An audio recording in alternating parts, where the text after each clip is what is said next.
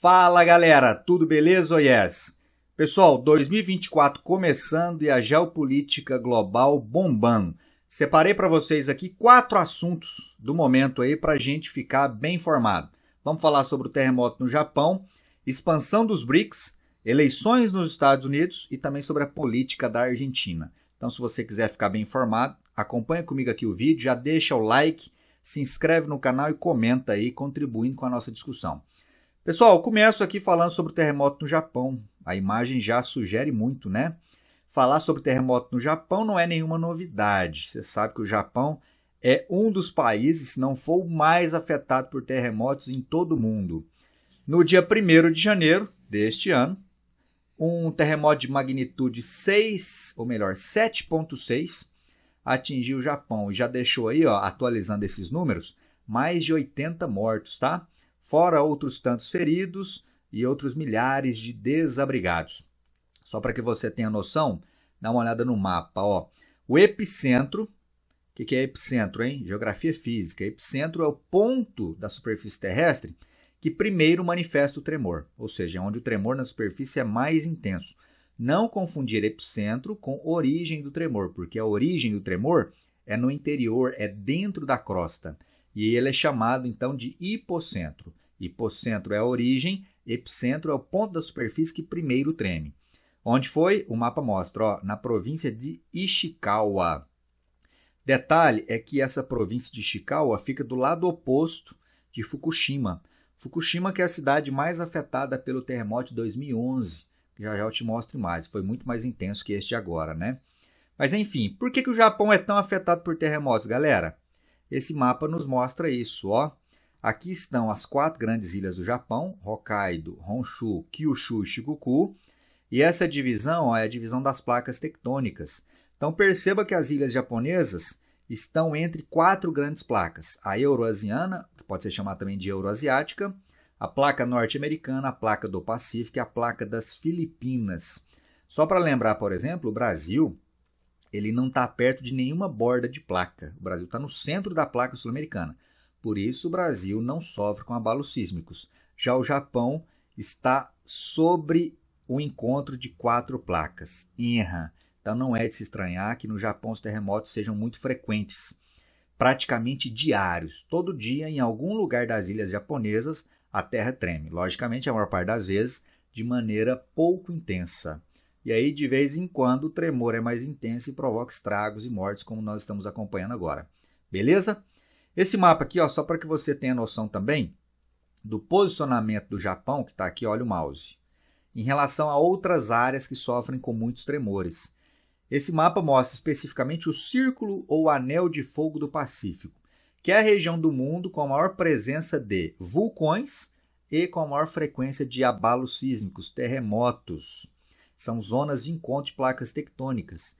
Então ele vai desde as ilhas que formam aqui a Nova Zelândia, passando por Papua Nova Guiné, ilhas da Indonésia, extremo leste da Ásia, onde está o Japão, pega um pedacinho da Rússia, Alasca, costa oeste do Canadá, dos Estados Unidos, México, América Central, América do Sul, passando aqui pelo Peru e pelo Chile. Então essa região é a região de maior frequência de abalos sísmicos e de maior número de vulcões, daí o nome Anel ou Círculo de Fogo do Pacífico. Tema lá do primeiro ano colegial, hein? Você lembra disso aí quando você estudou lá no primeiro ano, ou se você é estudante agora, está aí revisando, reforçando esse conhecimento. Beleza, galera? Então fica aí o registro desse terremoto no Japão. O lado bom é saber que o Japão é um país muito preparado, né? Tanto do ponto de vista da infraestrutura, da engenharia, como também do preparo da população. Para você ter uma ideia, no Japão as crianças, desde o início ali na escola, elas já são treinadas sobre como se comportar em momentos de terremoto.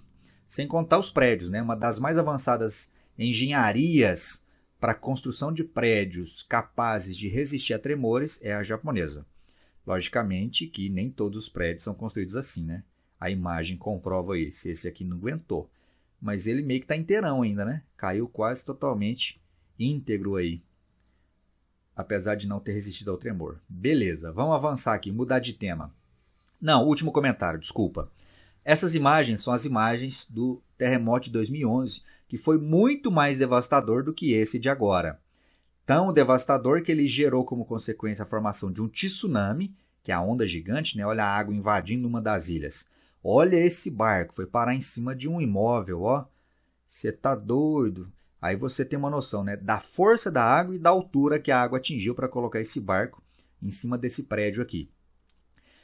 Um outro detalhe é que esse terremoto de 2011 ele também destruiu os reatores da usina de Fukushima, espalhando radioatividade pelo solo, pela água, pelo ar. Enfim, foi um caos, né? Sem contar que matou muito mais gente. Na época foram quase 20 mil mortos, o que para os padrões japoneses é algo absurdamente elevado.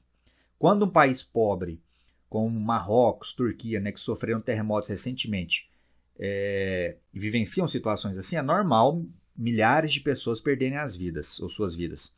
No Japão não é comum, então por isso quando milhares de pessoas morrem no Japão por conta de um terremoto, isso acaba chamando muita atenção, porque o Japão, como eu disse em instantes, é um país muito preparado. Beleza? Agora sim, mudando de assunto, ó, falando especificamente das eleições nos Estados Unidos.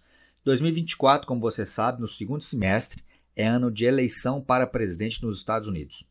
Muito provavelmente a disputa ficará entre esse moço da foto, Donald Trump, ex-presidente, e o atual presidente Joe Biden. A questão é que o Trump vai enfrentar até as eleições alguns percalços aí no que se refere à esfera judicial. Por quê? Porque ele vem sofrendo várias acusações. Inclusive, no final do ano passado agora, 2023, ele foi declarado inelegível em 2 estados dos Estados Unidos, estado do Colorado e estado do Maine. Logicamente que ele pode recorrer e muito possivelmente vai conseguir contornar essa inelegibilidade nesses 2 estados. A manchete fala justamente sobre isso. Ó. Trump recorre à Suprema Corte dos Estados Unidos para reverter inelegibilidade no Colorado. Lembrando que ele também está inelegível no estado do Maine, fora vários outros estados que estão aí votando, ou decidindo ainda sobre essa situação do Donald Trump. E qual é a acusação que pesa contra ele? Pesa contra ele principalmente o fato dele ter supostamente incentivado os seus apoiadores a invadirem o Capitólio em 2021, no dia da posse do atual presidente Joe Biden. Você lembra, né? Foi um furdunço só, uma bagunça total lá em Washington. Gente morreu, atacaram prédios, destruíram bens públicos, enfim, foi um furdunço só muito parecido com o nosso 8 de janeiro de 2023, quando a galera lá, apoiadora do ex-presidente aqui no Brasil, invadiu também Brasília. Então pesam essas acusações contra Trump. Por que dificilmente isso vai impedi-lo de disputar a presidência? Porque a Suprema Corte, que é como se fosse o Supremo Tribunal Federal lá dos Estados Unidos, é majoritariamente conservador. Em tese, numa eventual votação feita pela Suprema Corte, os ministros, os juízes, votarão favoravelmente a Trump. Então, os especialistas apontam que dificilmente ele vai ficar fora da disputa por conta disso. Além de ser, o que não deixa de ser, melhor dizendo, uma dor de cabeça para ele aí. Então, vamos acompanhando para ver se de fato ele vai concorrer, primeiramente aí as chamadas eleições primárias, que ocorrem agora em março, e aí no segundo semestre, sim, a disputa para valer, muito provavelmente com o atual presidente do país, Joe Biden. E aí as pesquisas já apontam, uma larga vantagem do Trump. O Joe Biden aí não vem agradando muitos eleitores nos Estados Unidos, além de que ele já está com uma idade muito avançada, Por vezes aí nas aparições públicas que o Biden faz, ele já dá demonstrações aí de que está bastante idoso, e isso não pega bem para o eleitorado dos Estados Unidos. A maior parte dos americanos não concebem a ideia de ter um presidente frágil fisicamente, como o Biden já vem demonstrando há algum tempo. Beleza, beleza? Então eu volto aí nos próximos vídeos a falar sobre isso.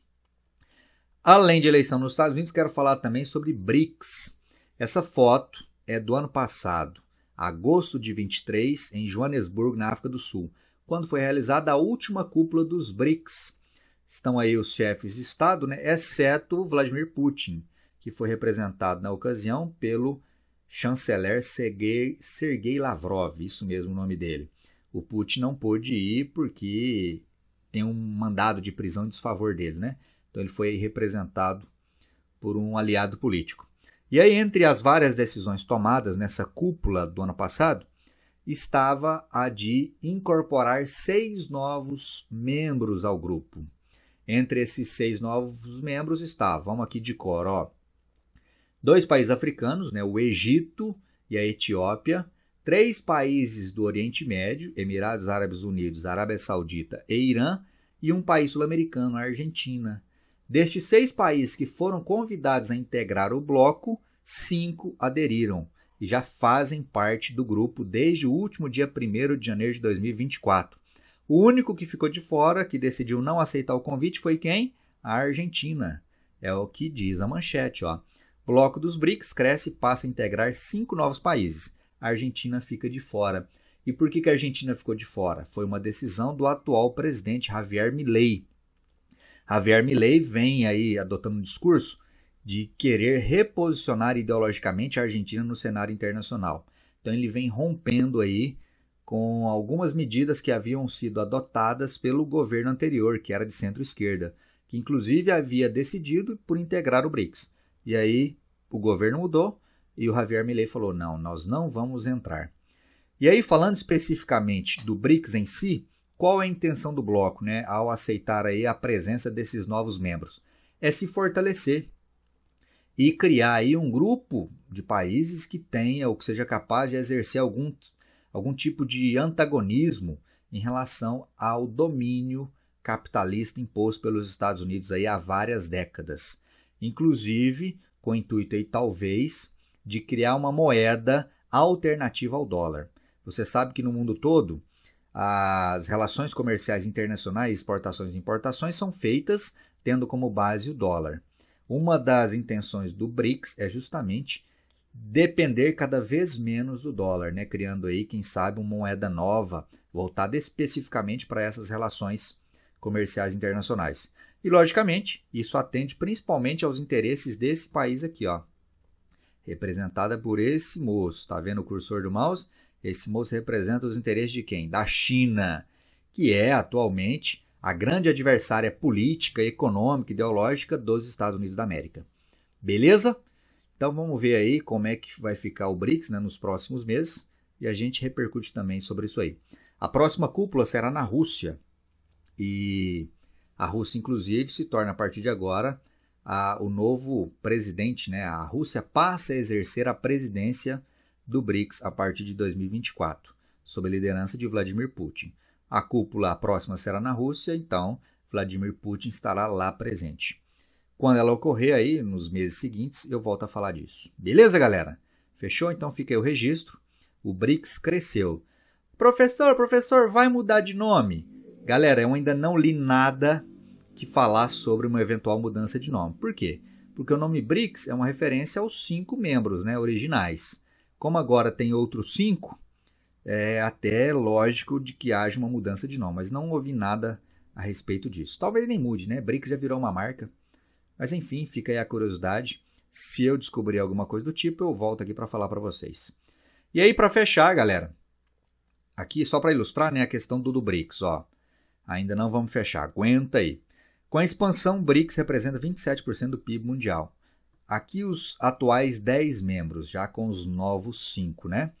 Em termos de PIB, ó, 27% do PIB mundial, quase 30 trilhões de dólares.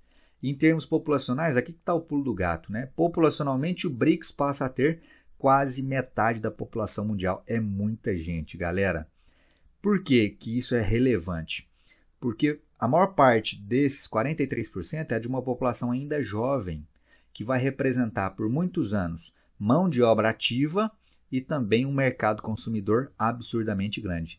Se você pega, por exemplo, a população europeia e boa parte da população dos Estados Unidos é uma população já envelhecida, diferente da população desses países aqui, ó, que ainda é muito jovem.